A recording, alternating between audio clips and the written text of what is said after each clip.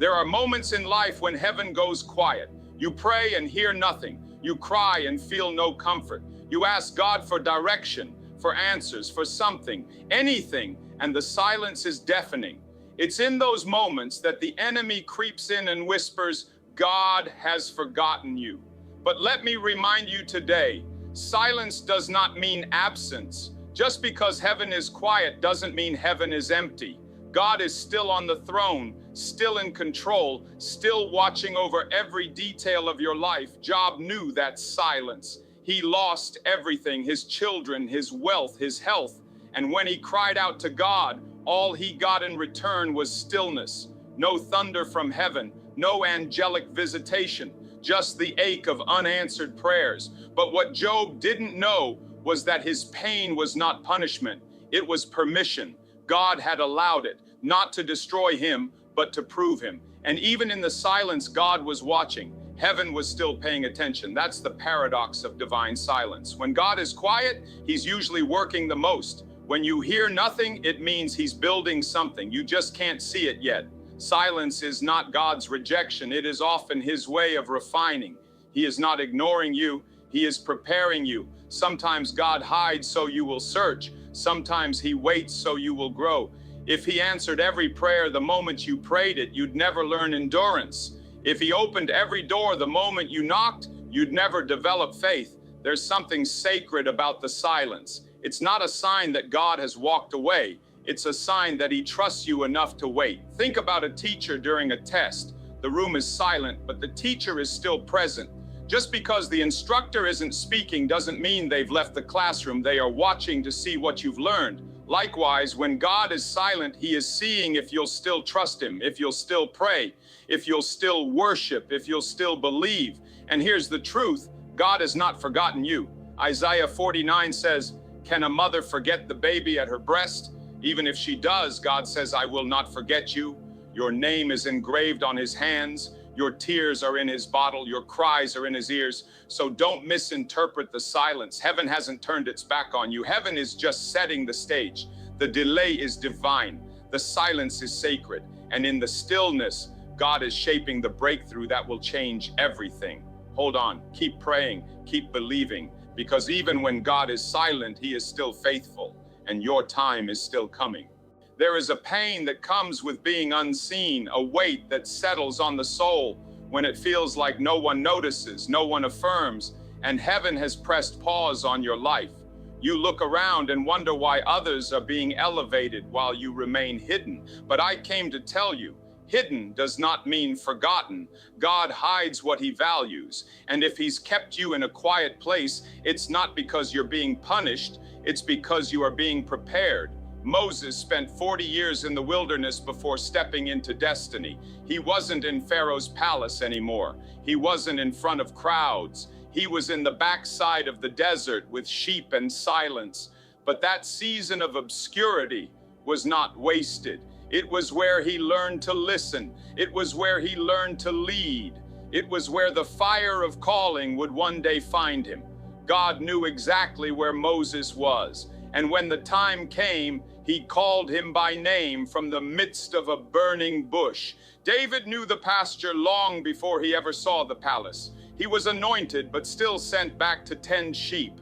His brothers were on the battlefield, but David was feeding animals, alone, unseen, overlooked. Yet it was in that field that he killed lions and bears. It was in that solitude that he learned the sound of God's voice. David was hidden, but he was held. God knew his name, his heart, and his purpose. The season of obscurity is sacred. It is where character is carved. It is where roots go deep. You may feel buried, but you are not buried. You are being planted. And when a seed is planted, it does not see light for a while. It is surrounded by darkness. But something is happening under the soil. Something is breaking. Something is growing. That seed, though unseen, is not unloved. And when the time is right, it pushes through the surface and reveals the beauty that was always there. So if you are in a hidden season, don't despise it, embrace it. Heaven hasn't overlooked you. Heaven is holding you. God knows exactly where you are, and just like Moses, just like David, just like Joseph in the prison and Esther behind the curtain, your moment is coming. You don't have to fight for visibility. You don't have to beg to be seen. When God is ready, He will call you forward, and when He does, no man can stop it. You may feel hidden, but you are not forgotten. You are not stuck.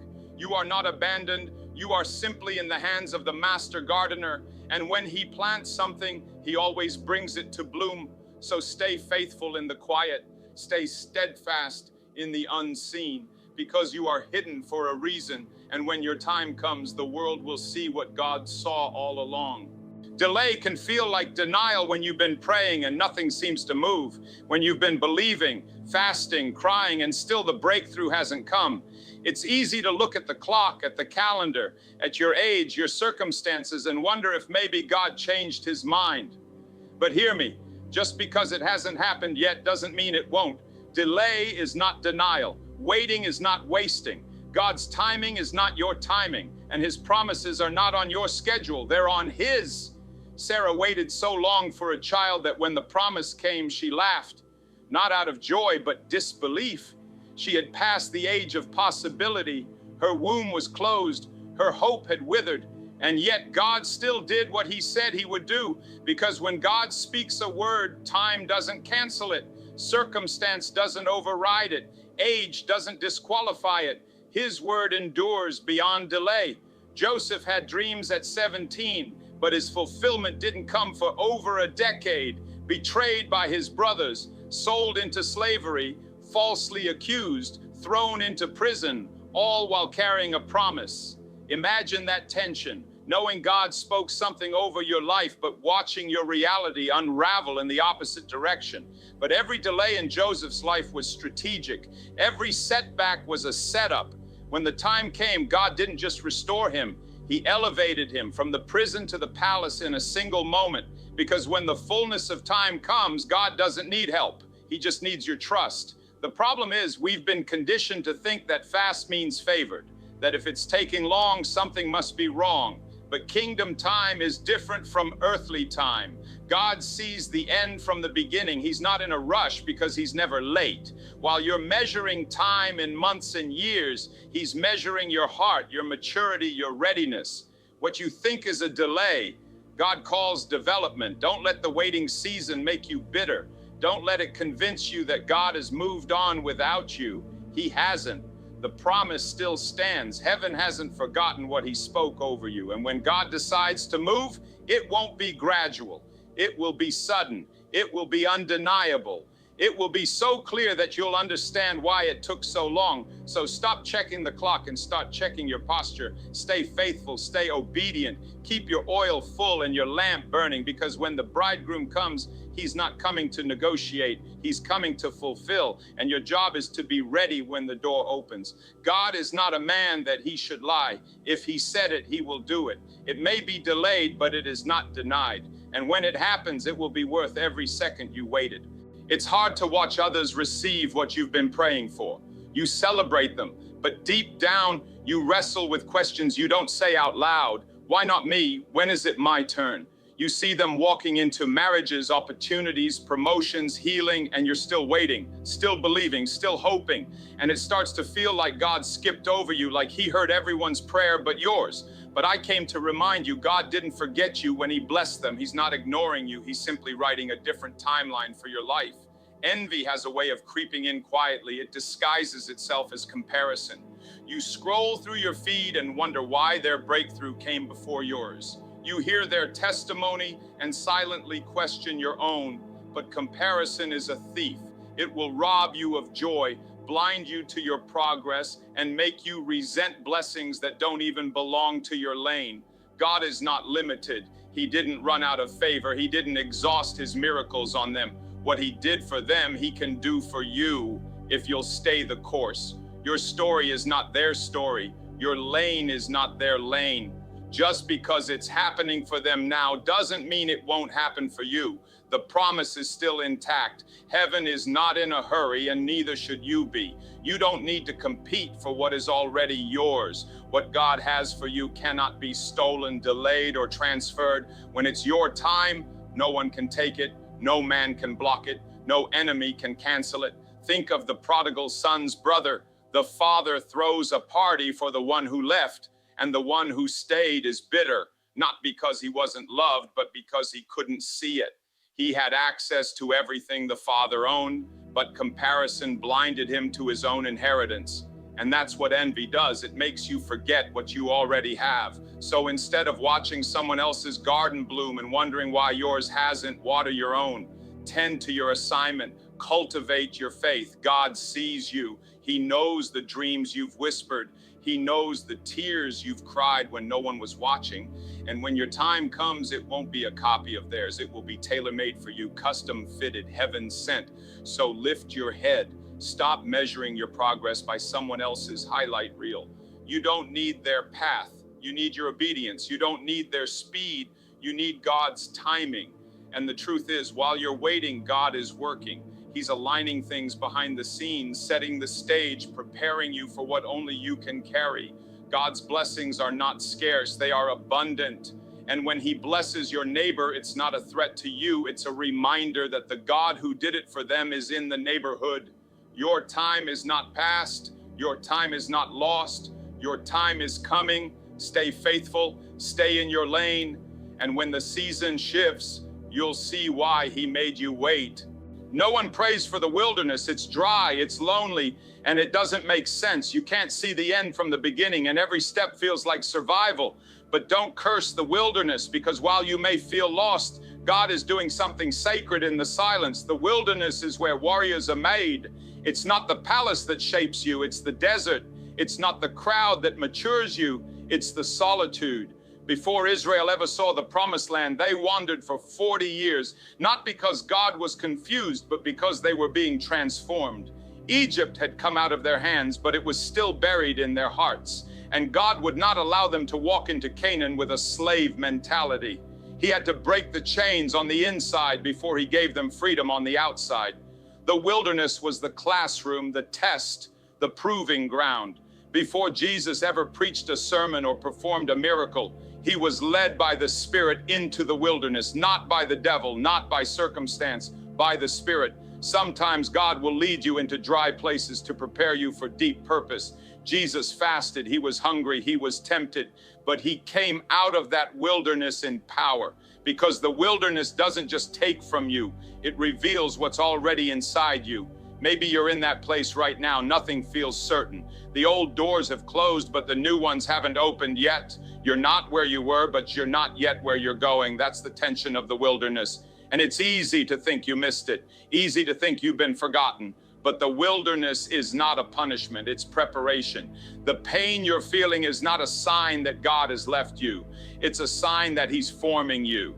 In the wilderness, God strips away what you thought you needed so you can discover what truly sustains you.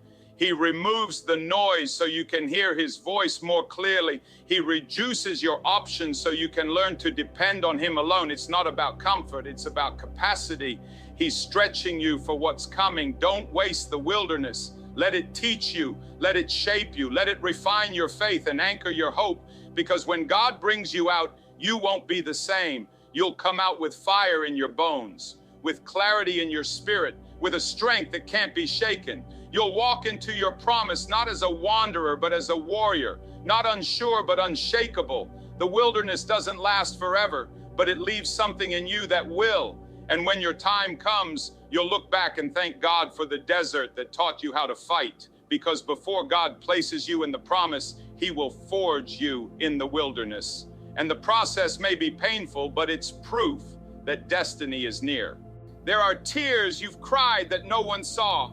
Silent nights where your pillow was soaked and your strength ran dry. You smiled in public, but wept in private. You kept showing up while your heart was breaking. You kept praying while feeling empty. But let me tell you something that hell hopes you forget. Heaven keeps record. Not one tear is wasted. Not one moment of pain is overlooked. God sees every cry, every ache, every silent scream that never made it past your lips. Psalm 56:8 says he bottles your tears. That means they matter. That means they're not lost in the wind. While people may forget what you've been through, God doesn't. Every tear is sacred to him, collected, counted, stored. Why? Because they speak. Tears speak of the battle. Tears speak of your faith to keep believing when nothing changes. Tears speak of surrender, of trust, of deep places that words can't reach. And God hears that language. The enemy wants you to think those tears mean weakness, that if you really had faith, you wouldn't feel like this. But that's a lie. Jesus himself wept. He cried at Lazarus's tomb. He cried over Jerusalem. He cried in Gethsemane. Tears are not weakness. They are proof that you still care, that you're still fighting, that your heart is still alive and connected to heaven. What breaks you now will bless you later. The tears you've shed in pain are watering something in your future. God never allows brokenness without purpose. If you're weeping, it's because something in you is being prepared to carry greater weight. Your tears are a language of intercession, a signal to heaven that says, I'm still holding on, even when it hurts. Hannah wept in the temple before she ever held Samuel. Her tears weren't just emotional, they were prophetic. She poured out her soul to God and heaven answered. And that's what God does with tears. He doesn't just collect them, he responds to them, he transforms them. What started as sorrow becomes seed. What started as weeping becomes worship. What started in pain becomes power. So cry if you must, but cry with hope. Let the tears fall, but don't let your faith go with them. Because while you weep, heaven is watching. While you mourn, angels are moving. While you grieve, God is gathering. You are not forgotten. You are not invisible. And one day, every tear you've cried will make sense. One day, the weight of your weeping will become the weight of his glory on your life. So don't be ashamed of the tears. They are not wasted. They are planted. And in due season, what you sowed in sorrow, you will reap in joy. God has seen every tear, and soon he will answer with something so beautiful you'll say it was worth it. Every tear has a purpose, and heaven never forgets. There's a sting that comes with rejection when people look you in the face and decide you're not enough. When they bypass your name, overlook your gift, and count you out before you even get started. Rejection feels personal, heavy, final. But I came to tell you today that being rejected by man does not disqualify you, it positions you. Because what man rejects, God often selects. The very one they overlooked is the one heaven is about to elevate. David knew rejection intimately. When the prophet Samuel came to anoint the next king of Israel, Jesse lined up all his sons except David. His own father didn't see him as a possibility. He was out in the field smelling like sheep, forgotten while the ceremony took place. But the oil wouldn't flow. It passed over every polished, qualified, impressive brother. Why? Because the oil only flows where God has placed his hand. And when Samuel asked, "Is there anyone else?" that was the moment destiny knocked. The one they didn't invite was the one God had chosen. Man looks at appearance, God looks at assignment. They may reject your resume, but God sees your heart. They may pass over your name, but heaven knows exactly who you are. God specializes in using the unlikely. He raises up the ones no one saw coming. He calls fishermen to be apostles. He uses stutterers to speak to pharaohs. He chooses the barren to birth nations. He anoints the shepherd to become king. Rejection hurts, but it can't cancel your calling. In fact, sometimes rejection is protection. God will close the doors that would have drained you. He will block the people who would have used you. He will withhold the platform that would have crushed you too soon. Rejection isn't always about what's wrong with you. Sometimes it's about what's right with you and what's not right around you. You don't need man's approval when you have God's anointing. You don't need the vote of the crowd when heaven has already spoken. What God chooses, no man can unchoose. What God ordains, no opinion can undo. You are not a mistake. You are not forgotten. You are not second best. You are handpicked, set apart, appointed for such a time as this. So let them reject you. Let them count you out. Let them close the door, because when God opens his mouth and calls your name, no human voice can silence it. Rejection by man is not the end. It's the beginning. It's the space where God steps in and says, "Now let me show them who you really are." You were not called to fit in. You were called to stand out. And when God chooses you, he makes sure the ones who overlooked you will witness the fulfillment of what they never believed could come from you. You may have been rejected, but you are still chosen. And when God chooses, he never changes his mind. It's easy to call it over when it doesn't look like what you prayed for. When the job falls through, when the relationship breaks, when the door slams shut, and all you're left with is silence and disappointment. You start questioning if you missed God. You start wondering if the promise was ever real. But what if I told you that what looks like a setback is actually a setup? That the very thing you think is blocking your destiny is the road that's leading you to it. Joseph had a dream, a coat and favor on his life, but none of that stopped the pit. He went from being the favorite son to being thrown into a hole by his own brothers, betrayed, sold, and forgotten. If you stop the story there, it would look like failure, but God doesn't end things where man does. The pit wasn't a dead end, it was a doorway. What looked like the end was actually the beginning. From the pit to Potiphar's house, from the house to the prison, and finally to the palace. Every place of pain pushed Joseph closer to the promise. The betrayal developed his resilience. The prison built his leadership. The delay prepared his character. Nothing was wasted. Because God doesn't waste wounds, he uses them. Sometimes the detour is the path. What you thought was breaking you is actually building you. What you called a mistake, God calls a miracle in motion. You didn't lose the opportunity. You gained alignment. You didn't miss your moment. You were moved into position, because before God promotes, he prepares. Before he reveals the palace, he tests you in the pit. You may be in a low place right now. You may be surrounded by what looks like failure, but heaven is still writing your story. The pain is not pointless. The heartbreak is not the final chapter. God is setting something up. And when it unfolds, you'll see that every no was necessary. Every delay was divine. Every closed door protected you from something you couldn't see. The setup never looks like success in the beginning. It looks like confusion. It feels like loss. But when God is behind it, he turns the lowest moments into launching pads. Ask Joseph. The same hands that threw him into the pit ended up bowing before him. Because when God lifts you, even your enemies have to acknowledge it. So don't despise the pit. Don't curse the pain. Don't mourn the detour. What looks like a setback is often a setup for something greater. God is not finished. The story is still unfolding.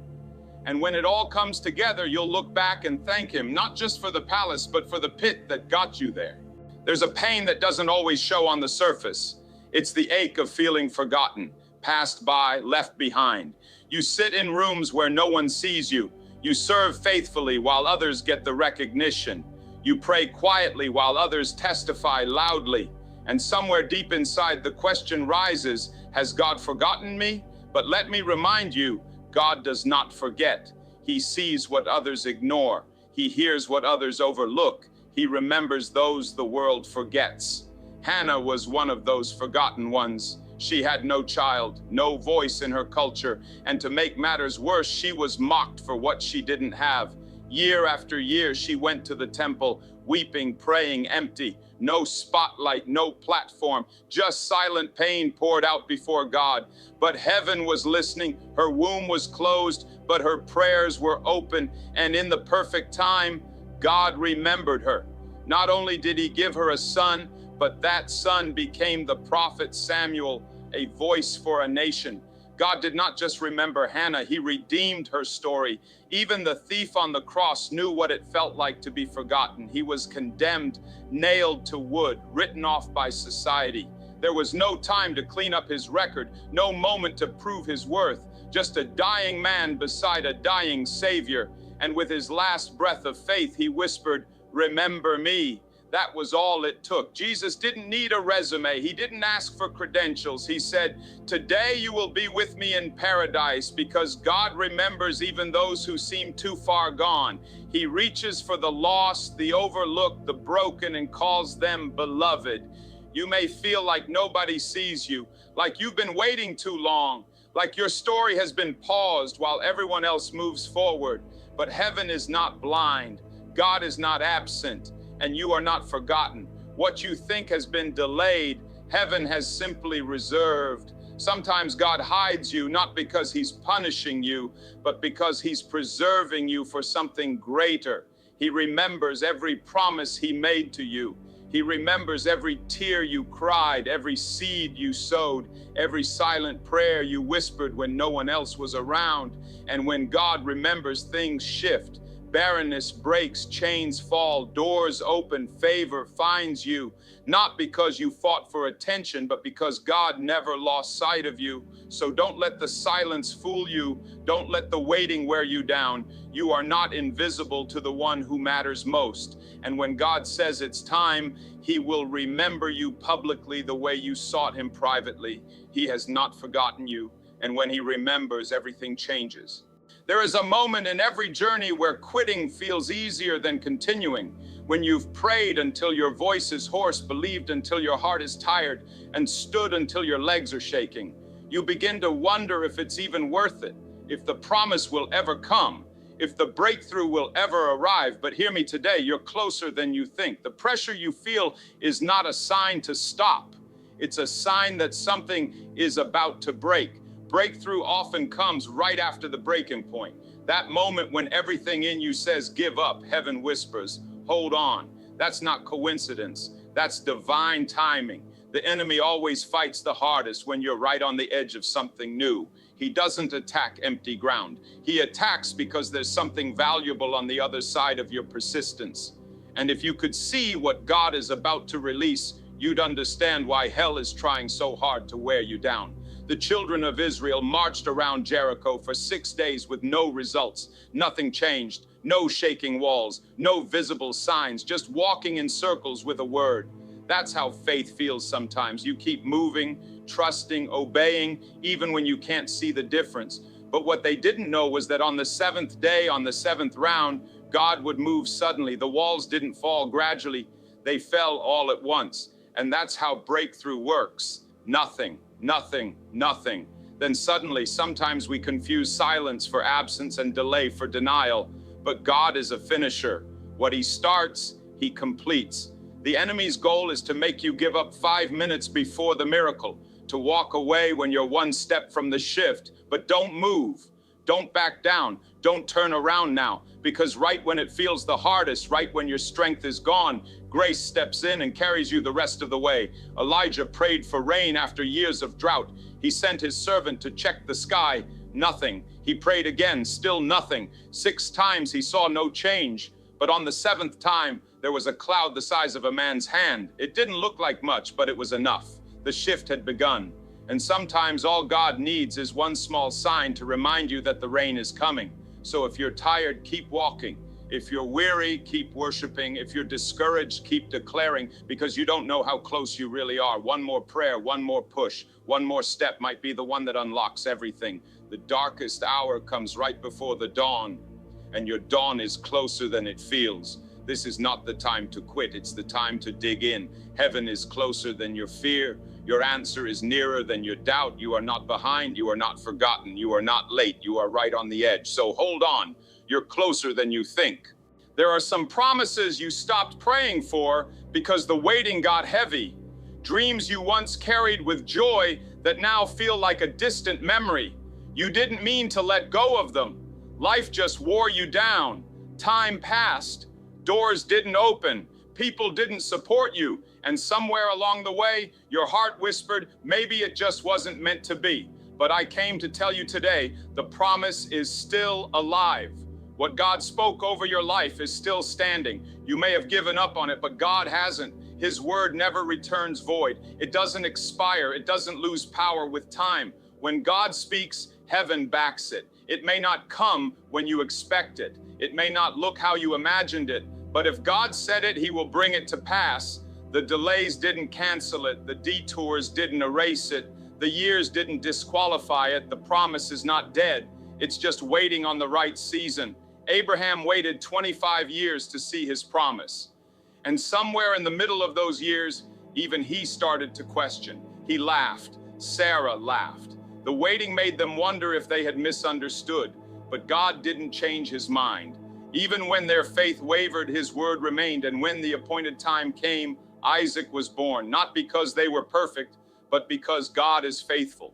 There is something sacred about a promise from God. It survives storms. It outlasts disappointments. It holds steady when everything around you is shaking. You may have cried over it, buried it, moved on, but the moment God breathes on it again, life returns, hope rises, faith stirs, because the promise never really died. It just waited for your spirit to catch up with his timing. Some of you have promises tucked away in journals, prophetic words spoken over you that you stopped believing, visions that once burned in your heart but now lie cold.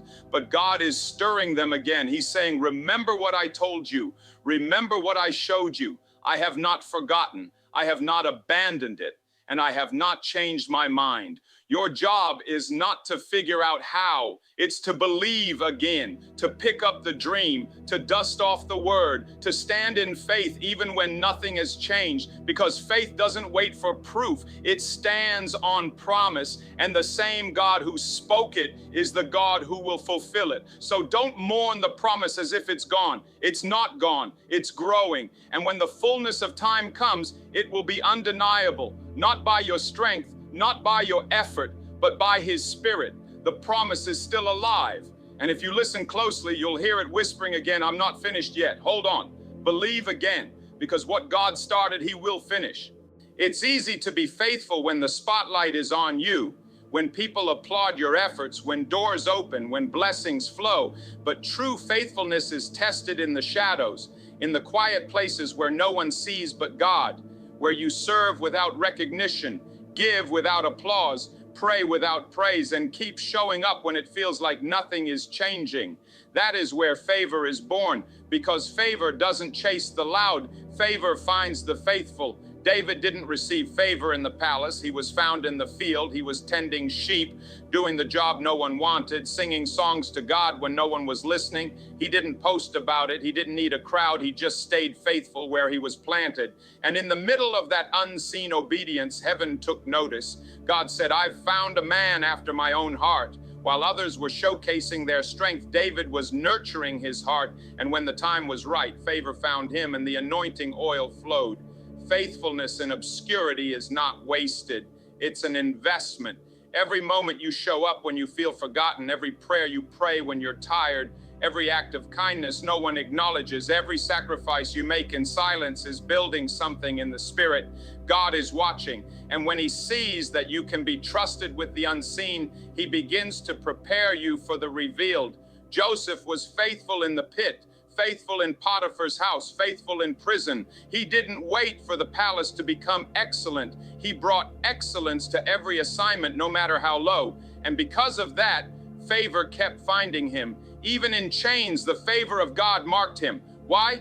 Because heaven trusts people who stay faithful when no one's looking. The world says, promote yourself, push harder, get seen. But the kingdom says, be still. Be faithful, be obedient, because in due time, God will elevate what man has ignored. You don't have to chase favor. Favor knows your address. It will find you sweeping floors. It will find you serving others. It will find you hidden in the crowd. And when it does, it will lift you in ways no connection, no degree, no strategy ever could. So don't grow weary in well-doing. Don't let the silence fool you. Heaven rewards consistency. God is watching your stewardship, not your stage. Stay faithful in the small. Honor the unseen season, because promotion doesn't come from the east or the west. It comes from the Lord.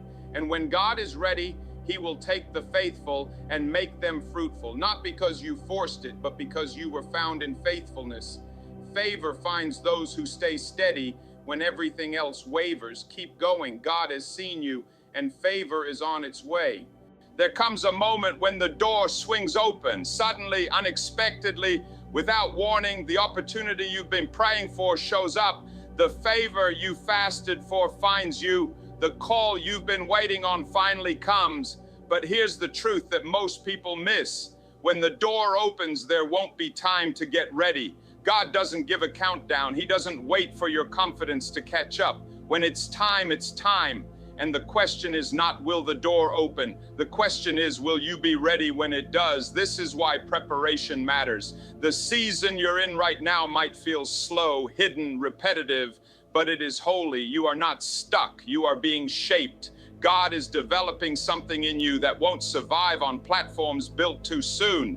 He is building roots before he releases fruit, because when the moment comes, there won't be time to grow.